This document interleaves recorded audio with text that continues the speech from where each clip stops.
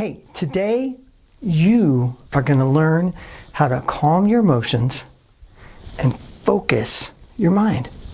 And the way we're going to do that is by learning how to breathe.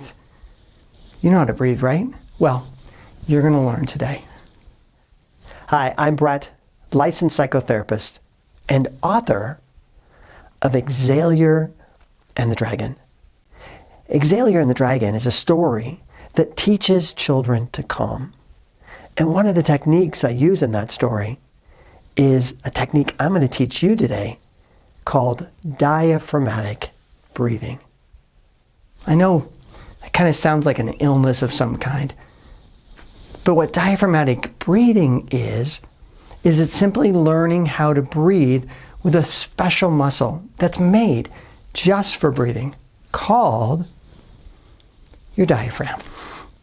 And we're going to learn where it is and how to use it so you can again learn how to calm yourself and focus yourself by breathing the way that your body was designed to breathe or supposed to breathe. Let's begin by teaching you a little bit about the diaphragm itself. Now, the first thing I want you to do is I want you to take your hands and I want you to put them together so the tips of your fingers connect a little bit and the pinkies stay untouched. And then we're going to take our thumbs and we're going to push them back together. And what this is your rib cage. See, in the real body version of your rib cage, it's designed just like this. The top of your rib cage is solid. It's made to protect your heart and your lungs and other organs as well. But the bottom of your rib cage is open. In fact, you could probably take your fingers right now and feel how the bottom of your rib cage opens up. Now, that's really important because it affects your breathing. When you breathe, like most people do, up through your chest and shoulders, you're not going to get a very effective breath. The reason for that, again, put your fingers together like we did, and you'll see that as you try to pull the top parts of your finger, try to pull them apart, it doesn't work very well, right? Because there's not very much flexibility in the bones. Again, they're there to be solid and protect. But at the bottom down here, there's a lot of flexibility and openness. And that's exactly what happens within your rib cage. When you breathe low and slow, like what we're going to learn, your rib cage opens up easily and naturally. And we can get really big breaths, really good breaths happening because we're using a very, very special muscle. And what it's called? Your diaphragm. All right, let's take your ribs apart for a moment and let's look at where the diaphragm is. I'm going to use one half of my hand again as my rib cage. And right here on my ring finger, I'm going to put my other hand. Can you do that? Now, my other hand, I have it kind of arched a little bit. It looks kind of like a dome. And that's the way your diaphragm is. Right here at the bottom of your rib cage, connecting up, almost cutting your whole body in half, but connecting to these lower ribs is this muscle that looks like a dome. And what it does is as you breathe in, it drops down. And when it drops down, it creates a vacuum. That vacuum is basically just a difference in air pressure. When I drop down, the air pressure in my lung drops. And what that does is it draws the air from the outside, which is a higher air pressure, into my lungs. So the diaphragm drops down and draws air in. But then, as I relax the diaphragm, it goes back up into that dome. And it pushes the air back out. So I want you to try that with me. Take your hands again, make that little C shape like you are with your ribs, and put your hand right here with a little bit of an arch in it. And you're just going to tighten it, drop it. That's the way the diaphragm works. And then we're going to relax it. When it drops down, it draws the air in. When it relaxes up, it pushes the air out. So do that a couple times. Down, in, up, out. Down, in, up, out. Perfect. Now, how to get that diaphragm to do that, which is the key to breathing, we got to use some other muscles other than the diaphragm, because most of us don't really have conscious thinking control of our diaphragm. It comes with practice and time. But there is another set of muscles that we do have control over, and those are the muscles we're going to use in your stomach. So here's what we're going to do next. What I want you to do is I want you to take one hand and I want you to put it up high on your chest. Thumb and forefinger are going to be touching my collarbone. Then I'm going to take the other hand and I'm right at the center of my palm. I'm going to put my belly button. Okay? Now what I'm going to do next is I'm going to look down and I'm going to watch my hands. And what this is going to do, it's going to allow me to see how I'm breathing. So let's just take a couple breaths. Don't worry about what or how or the diaphragm or anything yet. Just take some breaths and notice your breathing. What happens when you breathe? What do your hands do when you breathe? Particularly, I want you to watch this elbow right here.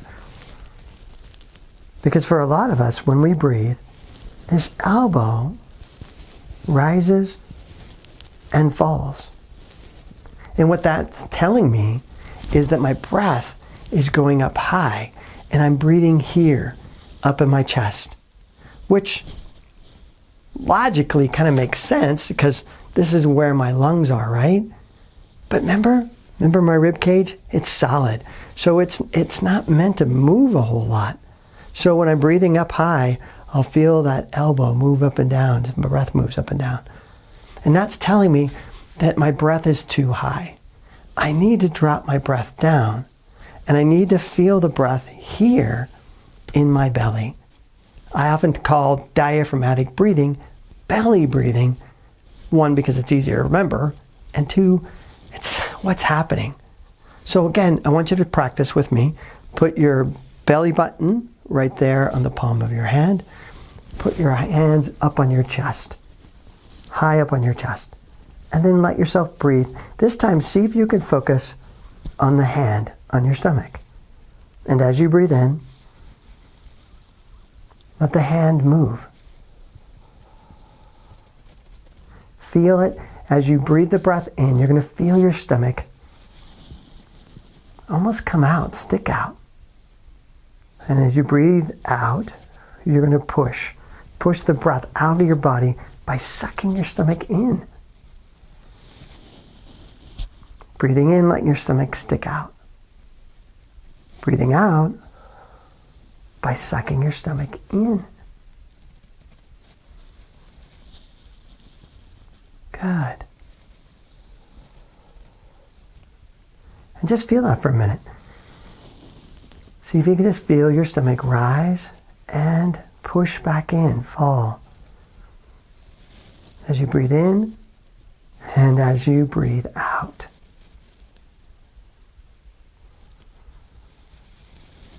So it's almost like you're pushing your stomach out and sucking your stomach in. Now let yourself relax a little bit and see if you can let the breath become a little bit more natural. When we first do it, we really try and we push really hard. But see if you can just let it be more easy and natural. Filling up and then pushing out. Pushing your stomach in. Good. Now check with yourself and notice what that feels like. Do you feel yourself starting to relax? Do you feel your muscles starting to calm? You should. Because what you're doing is you're bringing in a lot more air, and that extra air signals your body that you are safe, that you're okay, that you have enough.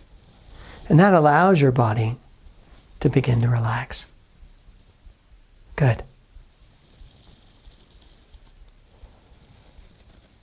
Good.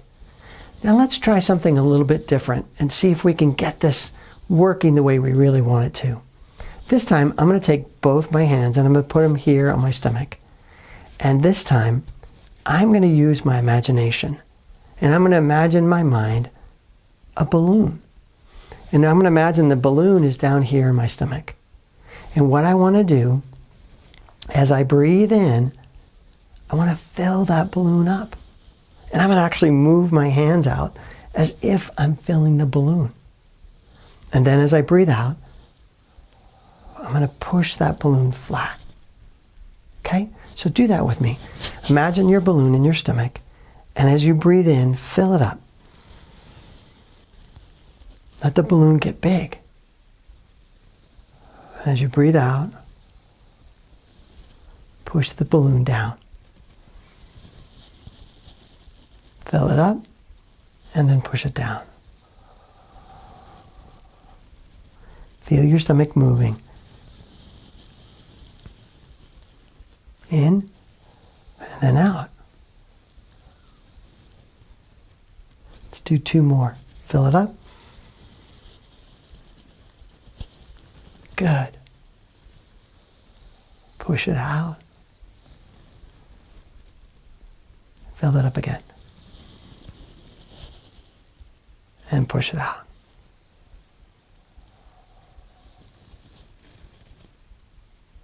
All right, what color was your balloon? And could you see your balloon changing colors? Did you see it go from maybe like a dark, dark, dark red to really pink and bright and light? Or from a dark blue to a light blue, and then back down to a dark blue again? Fill the balloon and push the balloon down. See it changing colors. Fill it up and push it down.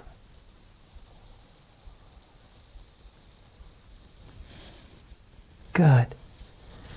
Now again, I want you to scan through your body. See if you can notice what your muscles feel like.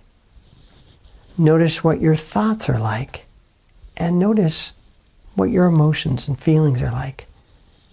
All of them should be feeling more calm and relaxed. Good. Now what we're doing is getting the basic rhythm or the basic flow of the breath in. Now let's see if we can set a good pace for our breath. This time in my exercise, I'm going to put my hands on my stomach like I did before. But this time, I don't know. I don't know if I need to let my hands go all the way out. I'm just gonna hold my hands right here. And I'm gonna feel my stomach moving in and out. And let my hands rise and fall with the breath. See if we can do it that way, okay? Feel the breath rising and falling with your hands, okay? Now the second thing we're gonna do with that is we're gonna count. I want to see if I can count to 4, breathing in, and then 4, breathing out. So let's try those 2 things together. Keep your hands on your stomach and fill it up. Good. Now breathe it out. Good. Fill it up. Feel your hands rise, and then breathe out.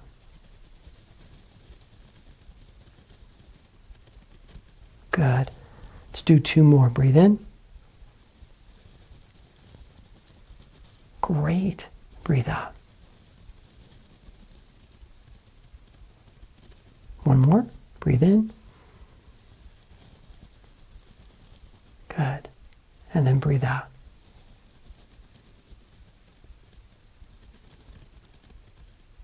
Good. Again, I want you to do one of those body scans. I want you to look through your body and see what your muscles feel like. I want you to feel what your feelings feel like. Calmer, quieter. And I want you to notice what your thoughts are like. Is it easier for you to focus? Or your busyness, your thoughts, just kind of quieter, calmer? All right, one last thing we're going to do, and then I'm going to be done with you, but you can go on and continue to practice as you need to. This last part we're going to do is bringing the air in and out the way we need to. So if you haven't already noticed, when I breathe in through my nose. But when I breathe out, I want to breathe out through my mouth. And what I typically do is I make the opening in my mouth very, very small, because I want the breath to come out really slowly. And by having my mouth closed and just have a little bit of an opening, it allows the breath to exhale slowly and evenly. So again, let's practice what we've been doing. Put our hands on our stomach. This time we're going to breathe in through our nose and then out through our mouth. And if you want to count as you do it, you can certainly do that. So breathe in.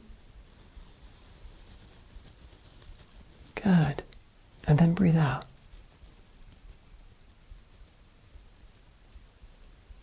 Breathing in. And then breathing out. Good. Feel your stomach rise and fall. Breathing in.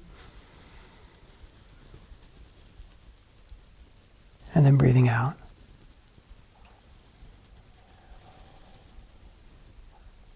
Two more breaths, all right? Breathe in through the nose, and then breathe out through the mouth.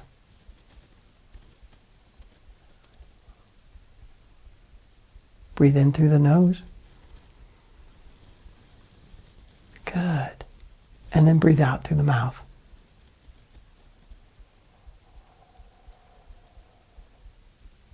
Very good. Can you feel the difference? Do you remember how you were breathing before? Maybe high and short breaths up in your chest when we had both hands up? Feel now how much slower and deeper and calmer your breath is. This kind of breathing, diaphragmatic breathing, right, is going to help you calm your body and focus your mind. So I want you to practice all week long. Two ways I would give you to practice. One is I want you to practice when you go to bed tonight. In fact, it's a little bit of a cheat to be able to lay down. If you're laying flat on your back and you have your hands in your stomach like we did, it happens really easily. And so I want you to do that as you go to sleep at night. Just let yourself practice breathing in and out through your nose and out your mouth, allowing your stomach to rise and allowing your stomach to fall. Okay? The second way I want you to breathe is just randomly throughout the day. When you're riding in the car, when you're in class, when you're at home watching a show. Anytime, anywhere you think about it, I just want you to take a breath or two. Breathing in through your nose and breathing out through your mouth. And after you do that once or twice, then you're good. Go on, keep doing whatever you're doing. And then some other point throughout the day, do it again. See if you can do it 5, 6, 10 times throughout the day. Just taking a breath here and there. And what will happen as you practice is that you'll get better. It will feel more natural. Right now, it may not feel very natural. It may feel kind of awkward or hard. And that's okay, because you're learning something new. It's like the first time you rode a bike. It was kind of hard at first. But now, I bet you're really good at riding the bike. And you don't even think about it. It's natural for you. The same thing's going to happen with your breathing. As you practice, you will get more and more natural with it, because this is your body's natural way of breathing. All right, practice. Take care.